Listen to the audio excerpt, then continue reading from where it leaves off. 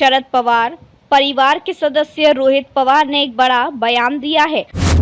उन्होंने अजीत पवार गुट के साथ संभावित विलय की बात कही है।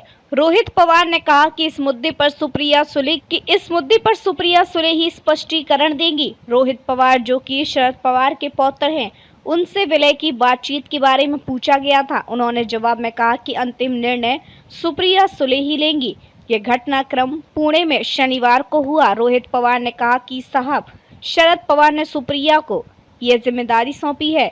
जब तक वह लौटकर इस मामले पर स्पष्ट रूप से बात नहीं करती। सुप्रिया अभी विदेश में है।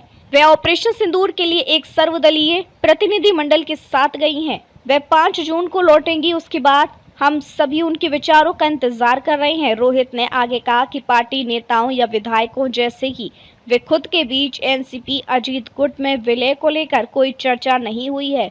उन्होंने यह भी संकेत दिया है कि शरद पवार भले ही अजीत पवार गुट और बीजेपी के साथ संभावित गठबंधन का संदेश दे रहे हों, लेकिन इसमें अभी भी एक ट्विस्ट आ सकता है। रोहित ने कहा कि कोई नहीं जानता कि पवार साहब के दिमाग में क्या चल रहा है। जब वे कोई निर्णय लेते हैं तो वह अक्सर अप्रत्याशित और पूरी तरह से अप्रत्याशित होता है।